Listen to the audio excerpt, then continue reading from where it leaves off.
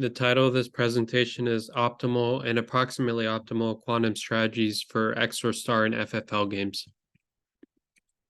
To begin with the presentation overview, we'll be introducing XOR games and connections with XOR and FFL games.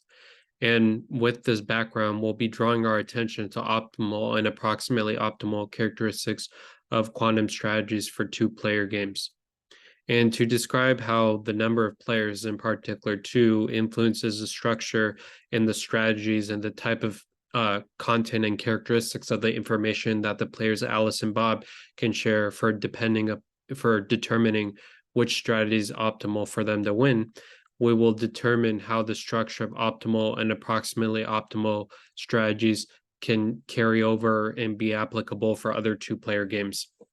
And in doing this, we'll be discussing applications of the approach for optimal strategies in a broader sense of two-player settings.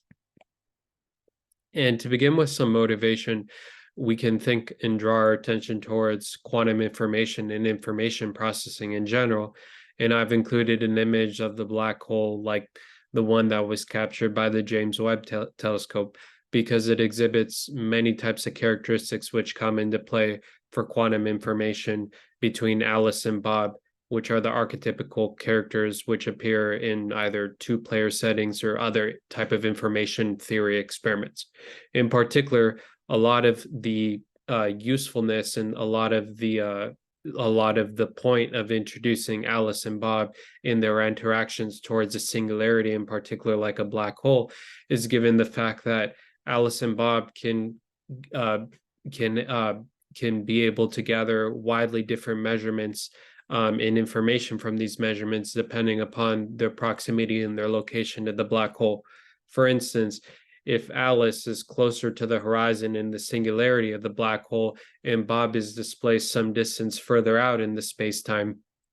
what can happen is that Alice can view her perspective of herself as falling into the black hole as very different from what Bob would perceive outside from his isolated location in the space-time, because Alice would have different perspectives if she's falling feet first into the black hole. There are different types of observations and measurements that she'll be able to gather from how the space-time and the strong gravitational pull is distorting her molecular framework and actually tearing her apart as she's approaching the singularity in which the gravitational force is infinite. But Bob, on the other hand, from the outside of his observational and vantage point of the black hole, would observe something different. So this is just to say that there are many types of these types of scenarios in either information theoretic consequences or either relativity and space-time settings in which the information from quantum mechanics can play a role, which will come into play in different and related forms in the two-player settings that we're going to be describing. But there's also another motivation that's worth mentioning, which is related to quantum computing. Quantum computing, it's been a focus of a lot of industrial efforts recently and also in academia, but many big industry players like IBM and Google and other partners or players in the industry have been looking at trying to build up and scale quantum computers for reliable computation. On the left-hand side of this slide, it's given from an image from Google Quantum AI, in which they describe their dilution refrigerator, which is housing a collection of their Sycamore chips, which are 52-qubit chips. And on each one of the chips, around 12 to 13 qubits are used from the entire subset of 52 qubits for performing different types of quantum information and quantum computing experiments like those that have been talked about with the quantum supremacy experiment and other related characteristics. So besides the more theoretical perspective that this presentation is going to take, there can also exist applications and value of looking at quantum information and information theory and determining connections with quantum computing and being able to fashion experiments from this type of information and these types of characteristics of the quantum information that we could predict theoretically. And the reference that we're going to be discussing that I'm going to base my work off of is this preprint from Ostrev from 2015, the first version of which was from 2015 and is titled The Structure of Optimal and Nearly Optimal Quantum Strategies for Non-Local XOR Games. So in this paper, he establishes many different types of notions between optimality and approximate optimality between Alice and Bob, and how they can interact with one another from a referee, which gathers their information from the input bits or the input information that Alice and Bob provides and tries to perform some computation, which is maximizing a linear functional, which will determine whether Alice and Bob win the game, or what is the outcome of the game from the input that Alice and Bob provide. And now we're going to be describing some of the mathematical framework and progressing from basic notions to more complicated notions of optimality and approximate optimality, and discussing how these characteristics can also be applied for other two-player games, namely the XOR star and FFL games. So first we have to start with the Frobenius norm. The Frobenius norm comes into play in several parts in the reference from the previous slide that I gave, because it's used to look at and compare different types of actions that Alice and Bob can exercise in the game, which will determine the outcome in which strategy is optimal or approximately optimal for either player or for both players. And this is given by, if one has a square or rectangular matrix A, the Frobenius norm of this matrix is the square root of the summation over I and j, where I is going from 1 to m and j is going from 1 to n, of the absolute value squared of each one of the entries aij, which is equivalent to the square root of the trace between a dagger a. There are also properties of another linear transformation which will come into play, which is helping us look at how different quantum states can be related to each other over different complex vector spaces. For one, we'll want to take one vector space C d to the a, which is one vector space which we can take a quantum state ket of u in, as well as another vector space boldface C d of b, and we'll take another quantum state ket of w that's living in the space. So the linear transformation is going to state that there are ways to relate the linear transformation of the tensor product of two quantum states in one space, in one vector space, to the inner product of the states u and u star, which is given in another state. And this is given by precisely the first property that's given of the transformation, which is given by the fact that there's an expression in terms of the image of the tensor product of two quantum states under the linear transformation script L. There's also a second property of this mapping of this linear transformation, which is given by the fact that we can also have an expression for the product of a matrix with the image of a quantum state under the linear transformation, and in which, if we fix some quantum state ket of u in C d of a, there exists some a in the space of matrices with dimension d sub a over the complex field, for which a times L of ket of u is equal to the linear transformation acting on the tensor product of the matrix A with the identity operator times ket of u. For the third property, we also have the fact that there's a product of the image of a quantum state under the linear transformation with the transpose of a matrix, in which if we take some state ket of w, which lives in C d of b, there exists some b in the space of matrices with db rows and columns over the complex field, for which the linear transformation of w times the transpose of b is equal to the linear transformation of the tensor product of the identity times b of ket of w. And finally, there's a Frobenius norm inequality, because for some w in C d of b, there can exist a relation between the Frobenius norm and the quantum state itself, and that the linear transformation applied to the quantum state ket w in taking the Frobenius norm of this linear transformation applied to the quantum state is equal to w itself, ket w. For XOR games, we can also look to further build upon the general background and characteristics of the games that I had provided 2 slides ago when I was bringing up the reference due to Astra, from the first version of which was from 2015, in which Alice and Bob in the XOR game, they're looking to provide some input bits to a referee, which is depending upon which types of possible characteristics or which types of possible inputs or choices Alice and Bob can provide to the game. And they can make use of different aspects of quantum information, from the fact that they can make use of either monopartite resource system or either two-dimensional resource systems, which will be able to allow us to make connections between a dual XOR star game from the XOR game, as well as thinking about another class of two-player games which appear in the FFL games.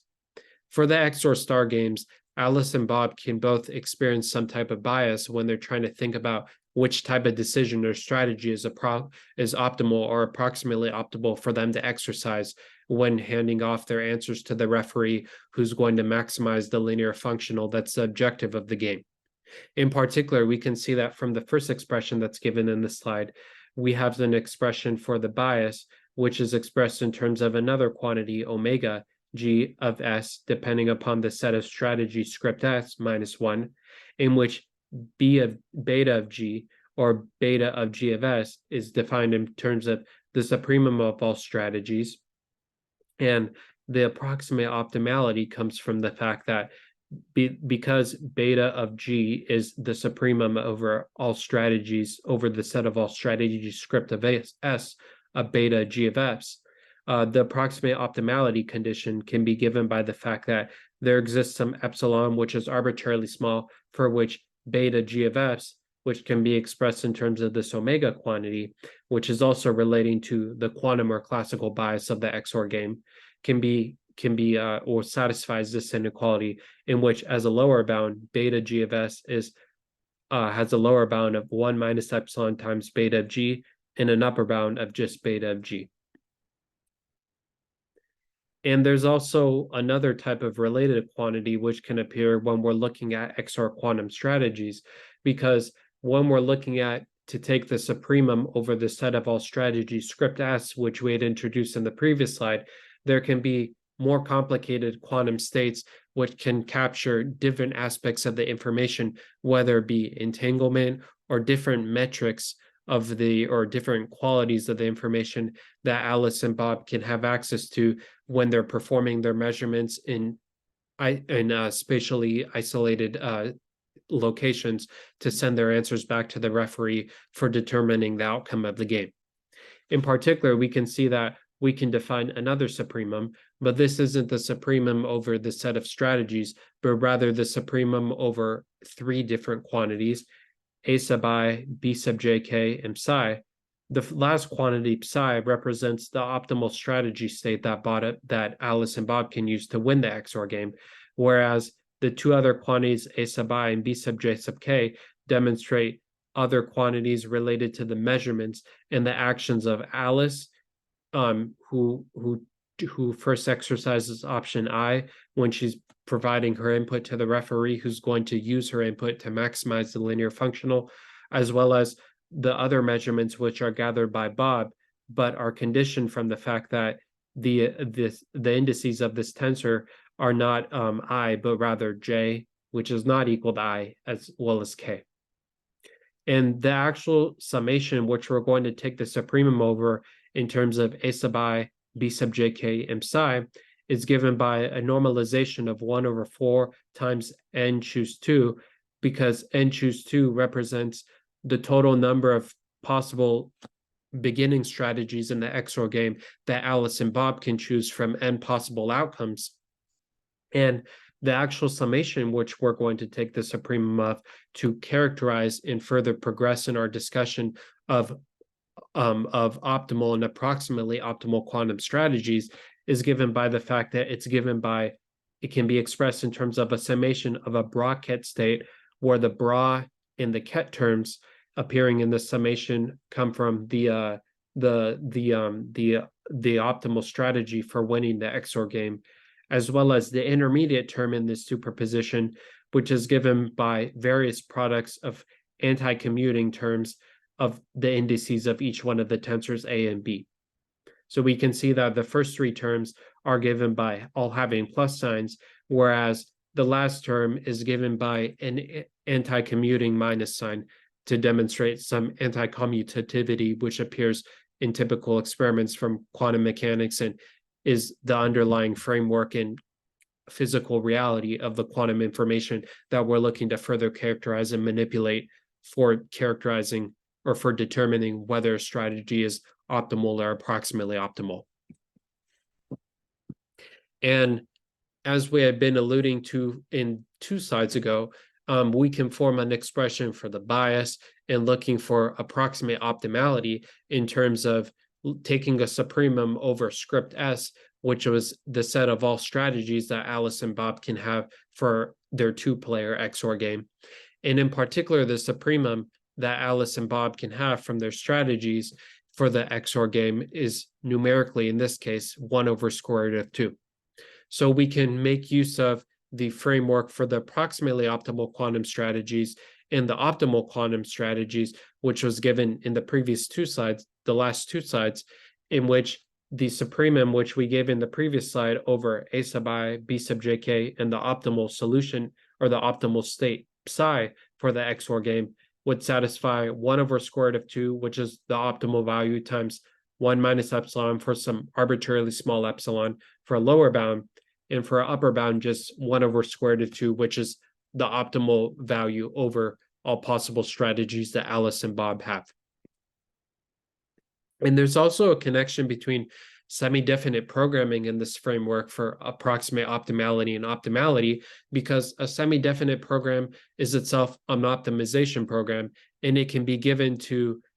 subject to conditions of positive definite matrices, which is basically a formulation of a semi-definite program, which will allow us to gain insight into the types of optimal and approximately optimal strategies that Alice and Bob can adopt for the XOR games. And also it can give us some intuition and type of expectation about what the optimal and the approximately optimal strategies would be for XOR star games and FFL games, and what would these typical characteristics be. In particular, we can see that there exists some scalar constant C times another vector y, for which we can take the infimum of C dot y, subject to the condition that the summation of y sub I times f sub I is positive semi-definite to G. In this notation indicates that if we take y sub I, f sub I minus G, that this is strictly, because it's strictly positive, because it's positive semi-definite, it's greater than or equal to 0.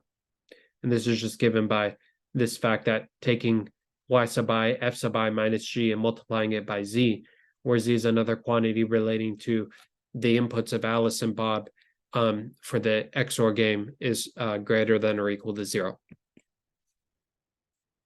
Now, from the semi-definite program formulation, as well as approximate optimality and optimality for games, we can look at one possible different type of game, which I deliberately included at this point in the presentation to give some contrast to the structure of the XOR game, and to demonstrate what would be the values in the quantities which one could associate for a Fortnau, Fige, Lavaz, or FFL game, and how this would relate to the perspective that we have been looking at from the XOR game. In particular, for this 2-player game, it's given by a different type of computation that the referee performs for determining the outcome of the game from the initial inputs that are provided by Alice and Bob. And in this case, this game is interesting for quantum computation and quantum information theory alike, because it demonstrates a possible class of games for which the quantum and classical FFL bias are equal. And we denote these quantities by omega C of FFL as well as omega Q of FFL for respectively classical and quantum biases of the FFL game, which are both equal to 2/3. And from the fact that the numerical value of the supremum of the strategies of Alice and Bob in the FFL game is equal to 2/3, the FFL game for the optimal solution state omega star FFL, which we denote here, would satisfy for the game matrix G FFL of IJ, which is given by an n squared by n by m matrix with n squared entries, where each one of the entries are real and reflect different different values or of in the consequences of different strategies that Alice and Bob can adopt for this game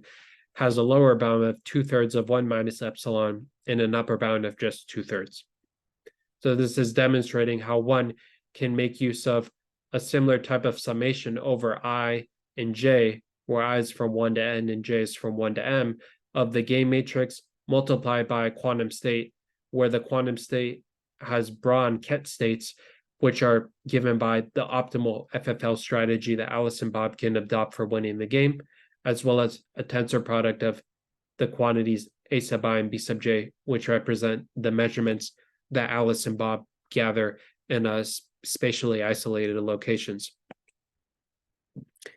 And besides the FFL game, which is demonstrating a completely different value for omega C and omega Q, we can also look at connections between XOR games and its dual XOR star games.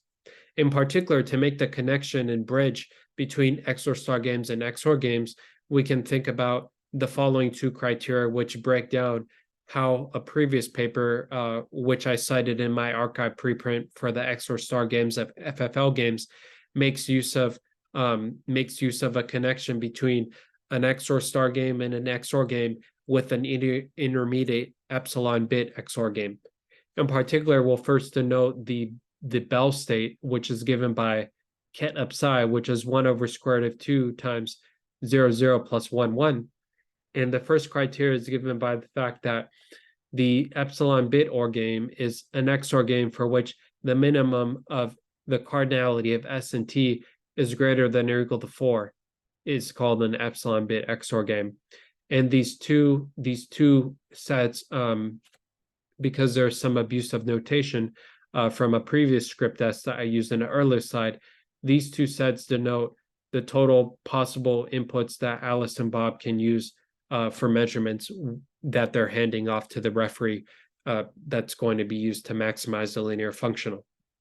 But besides this first condition, which is just giving a definition of the epsilon bit XOR game, we can also look at classical and quantum bounds for XOR and XOR star games,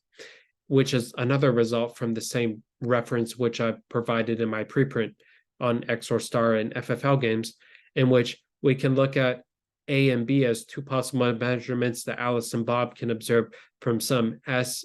little s and script s and some little t and script t. And we can also denote the single qubit measurements for each possible s and t with capital A sub little a sub s, as well as capital B sub little b sub t, and the probability conditional upon each inputs as the probability of Alice and Bob observing A and B conditionally upon S and T, which can be expressed in terms of the trace of the inner product with this expression from Born's rule. And the output of the XOR game, which is M given by the direct sum of A and B, is such that the classical and quantum bounds of the XOR and the XOR star games are equal. So this is really helpful because it allows us to make use of all of the framework which we have from Ostrev's paper about approximately optimal and optimal strategies for XOR games, and being able to import that framework directly into the XOR star game and looking at how to make use of collapsing different types of measurements and making use of manipulating different types of measurements that Alice and Bob carry from a restriction of the initial set of possible measurements that they can get from the definition of the epsilon bit XOR game.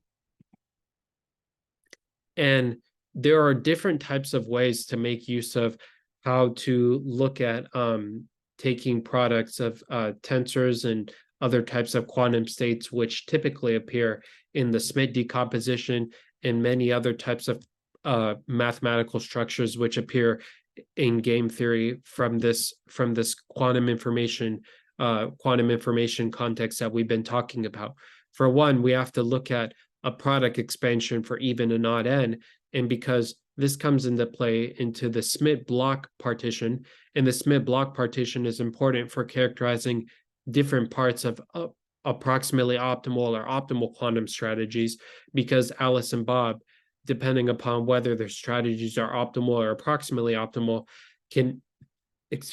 can have some locations of the Smith block partition which have arbitrarily small magnitude. So we have to keep into mind how this representation in terms of the Smith block partition also has a connection with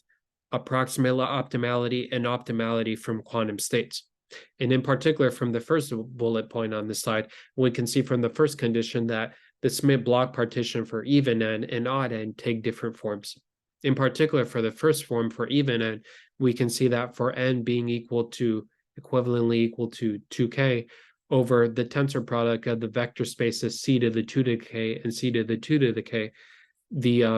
we can have an expression for the Smith block partition, which is taken as a summation over quantum states of the tensor product of the state of ket I with itself, normalized by square root of 2 to the I, where I runs from 1 to 2 to the floor of k. But for odd n, there's a little bit of a different type of expression in that we can have an expression for this tensor, for the summation of the tensor product. Instead of being over n is equal to 2k, it's equal to n is equal to 2 to the k plus 1. And the tensor product takes place over c to the 2k plus 1, tensor product c to the 2k plus 1. And it's given by just inserting I in terms of I plus 1 in the normalization of 1 over square root of 2i plus 1. And instead taking the upper limit of the summation to be 2 to the floor of k plus 1 instead of 2 to the floor of k. But there's also another equivalent characterization of optimality, which will come into play for different types of computations that I'm not necessarily going to highlight in this presentation because it would all the details of in this presentation because it would maybe be a little bit too technical, but it allows us to look at different ways to reduce being able to characterize approximately optimal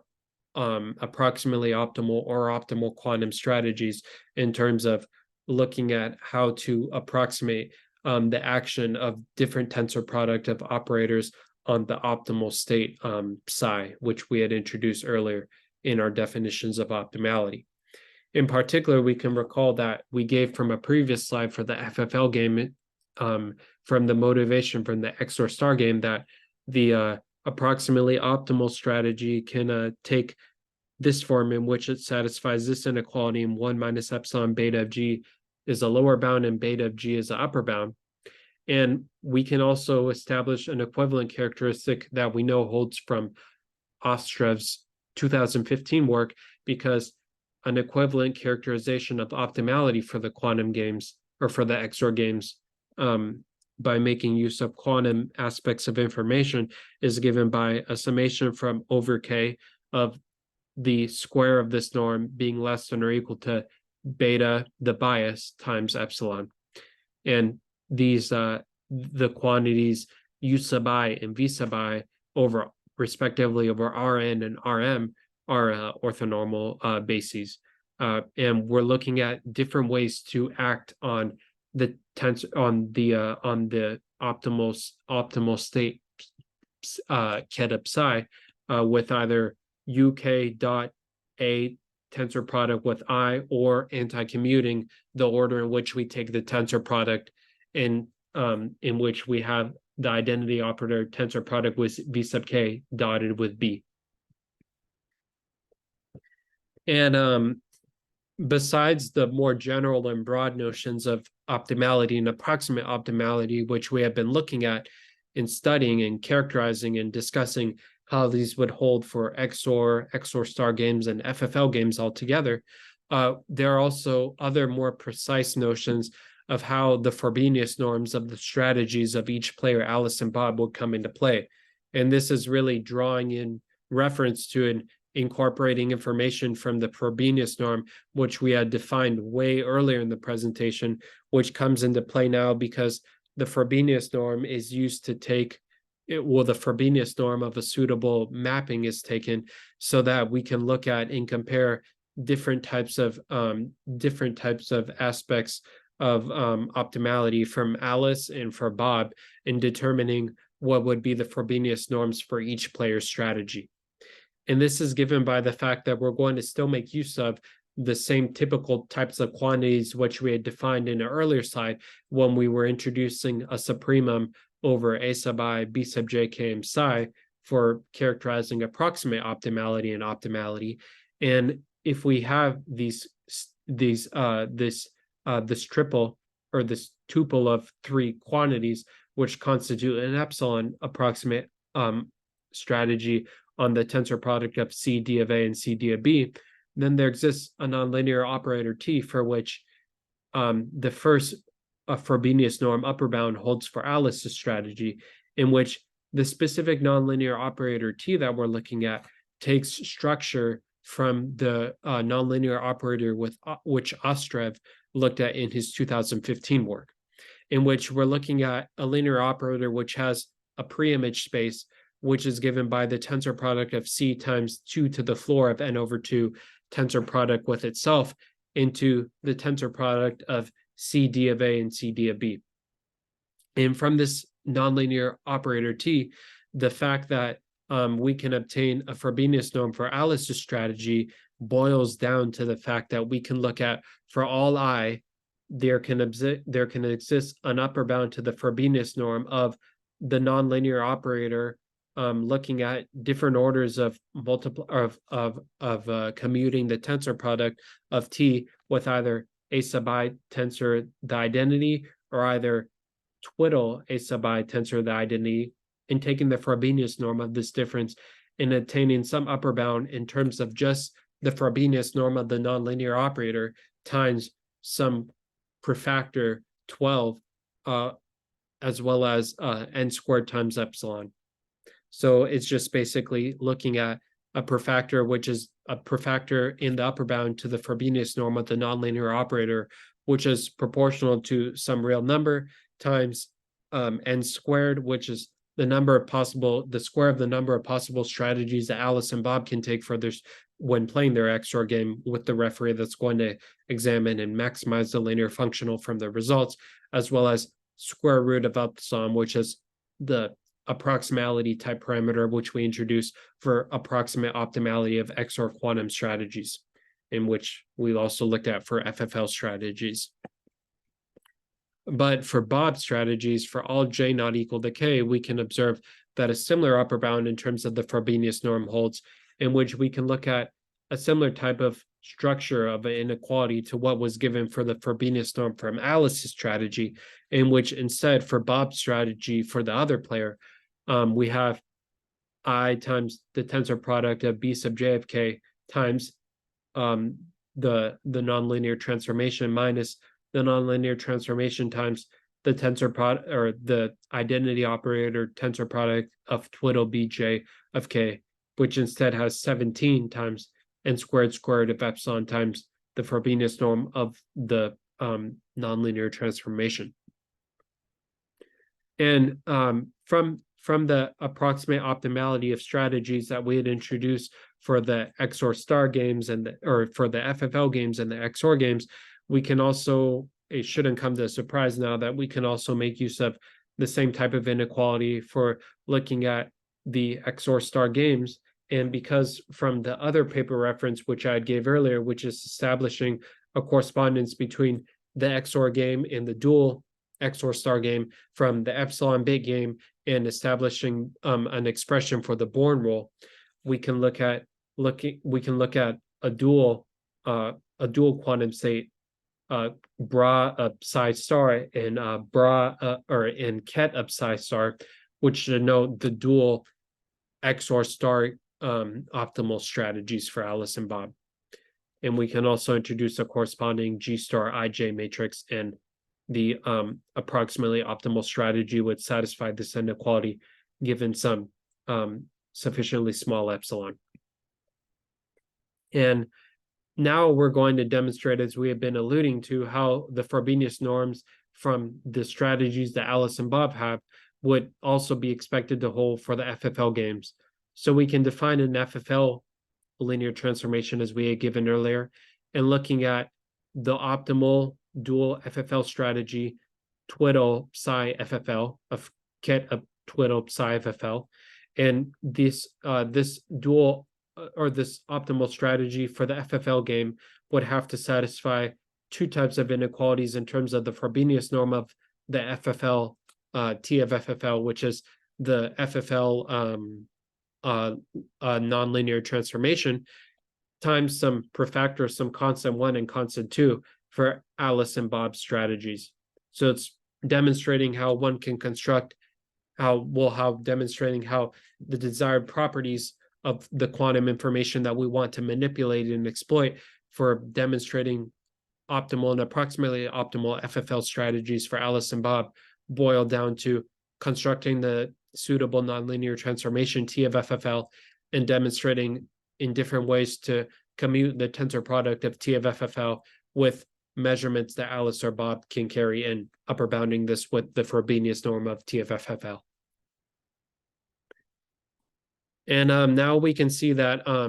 from the inequalities that are related to the FFL approximately strategies, namely the 2/3 of 1 minus epsilon, which is a lower bound to the summation over I and j, as well as having a 2/3 upper bound, implies that there can be different ways to express the conditions which we had given in the previous slide in terms of the action of different quantum operators and tensor products with the identity operator and how that would relate to different characteristics of the strategies that Alice and Bob can adopt for winning the game ultimately. And these inequalities are a little bit longer to read and more complicated, but they still take place as summations over I and j of the psi FFL states, which are the optimal states for which Alice and Bob can win the FFL game, and they can both have some type of upper bound in terms of a polynomial and n and epsilon, in which each one of the inequalities has an upper bound in terms of epsilon, the approximately optimal parameter, which we had introduced when first discussing approximately optimal XOR strategies, as well as the fact that we can look at we have in the upper bound n times n minus 1, which is representing the total possible number of choices for Alice or Bob, whoever is making the first move in the game, as well as n minus 1 possible choices for the second player after the first player extracts measurements for sending to the referee.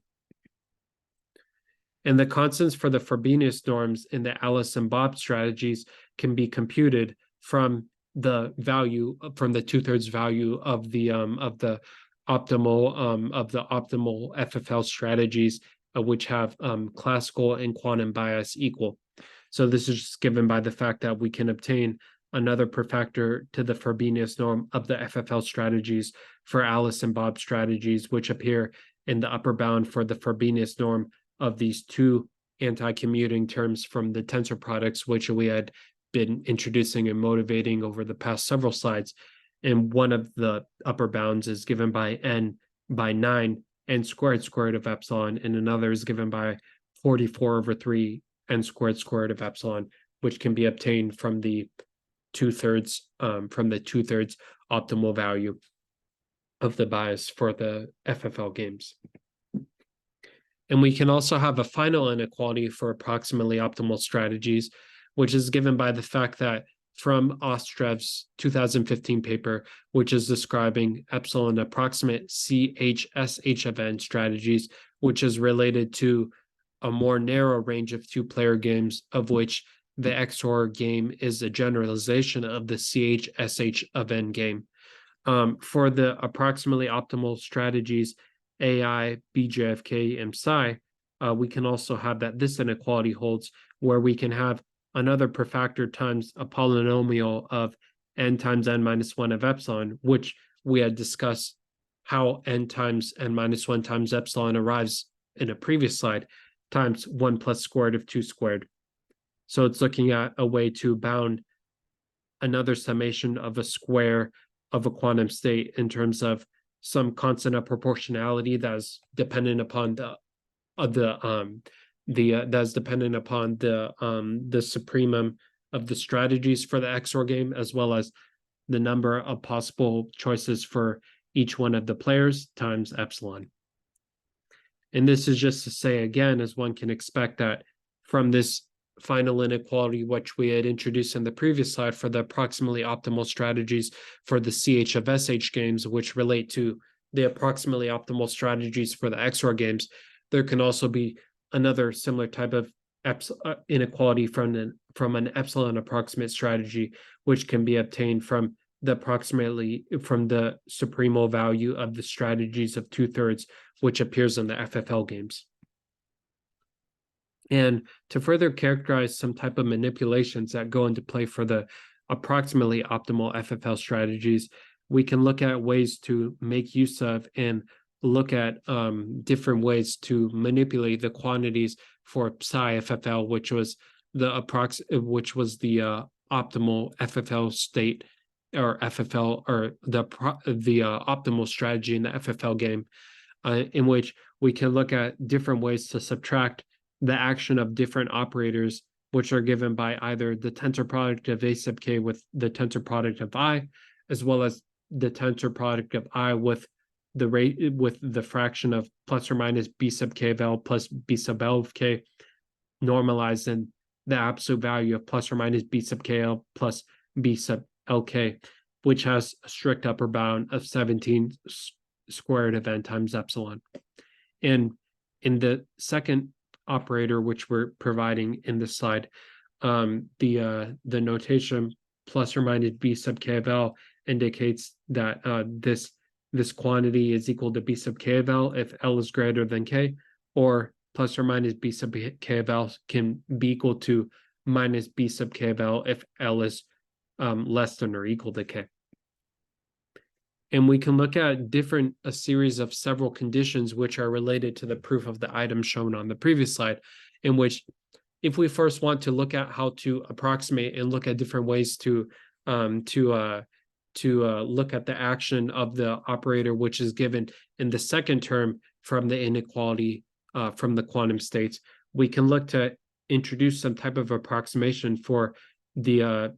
ket of the optimal state for the FFL game, in terms of just replacing the normalization of plus or minus B sub k of L plus B sub L of k with square root of 2. Furthermore, if we make use of this approximation, it's intended to we make use of this approximation because we want to choose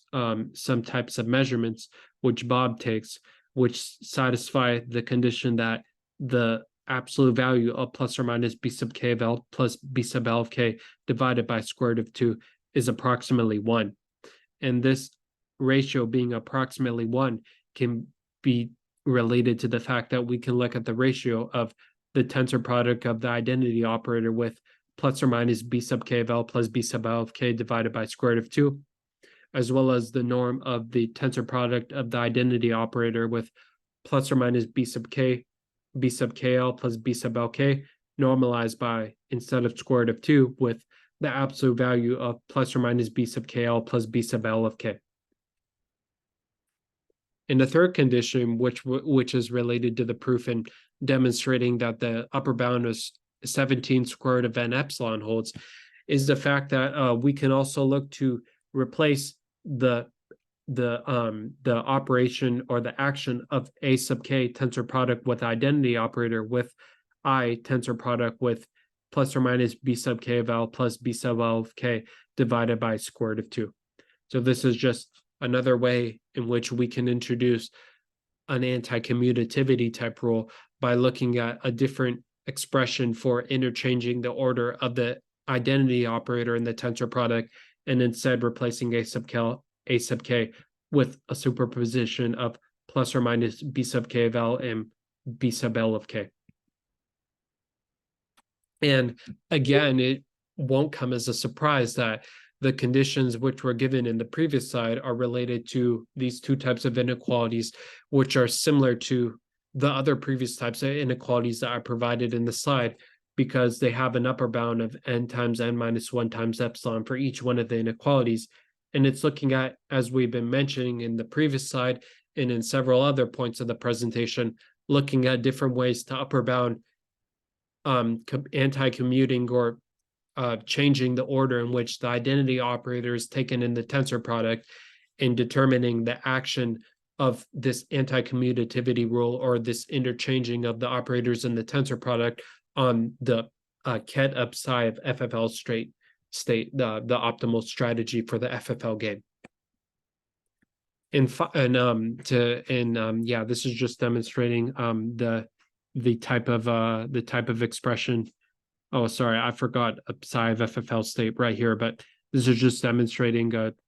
sorry, I didn't forget it. But this is just demonstrating another type of condition, which is held on to which is related to the fact in that we can also look to quantify the difference between AK of tensor product with the identity operator minus the identity operator times this ratio of B sub K of L and B sub L of K terms. And the final component is that we can also look to obtain a bit more complicated and involved inequality from the optimal FFL state, as well, which makes use of and incorporates the 2/3 value, which is the optimal value of the bias, which appears in the FFL game that we had introduced a while ago. And this inequality is given by the fact that we're looking at a more complicated operation or difference of operators on the psi FFL state, the approximately or the optimal state for the FFL game, because in the first term, we're looking at the product of the A sub I, J sub I terms from I being from 1 to n, which is taken with the tensor product of B sub K of L. But in the other term, we're looking at a much more complicated product of terms in which we're interchanging some terms of the A sub I, J sub I terms, depending upon which index of the product we're on. So there can be a lot of different ways to break down this inequality, but it's given by the fact that there's a 2/3 per factor times the whole second part of the inequality, which is having a strict upper bound of 8200 square root of 2 over 27 times n squared square root of epsilon. And this this second part of the inequality is different from the first part of the inequality because we're not having a tensor product with any of the B terms. Instead, we're only having a tensor product with the identity operator, and we're replacing the product from I is equal to 1 to I in n of the A sub I, J sub I terms in terms of the two products of the A sub I and J sub I terms, in which for the first one, we're looking to set J sub K plus 1 equal to the direct sum of J sub K and 1. And on the other term, instead of performing this change at the kth index, we perform this change at the lth index, in which we have J sub L plus 1 is set equal to the direct sum of J sub L with 1. So the conclusions that we want to provide for closing out is that we introduced XOR games in connections with XOR star and FFL games, and we described how notions of approximately optimal and optimal strategies apply to XOR star and FFL games. And for XOR star and FFL games alike, optimal and approximately optimal quantum strategies exhibit different relations between the strategies of Alice and Bob than the relations for XOR star games.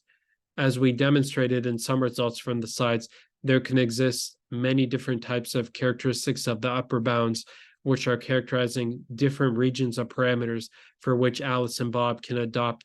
optimal or approximately optimal strategies for other two-player games, which can share future interest for quantum computation and quantum information.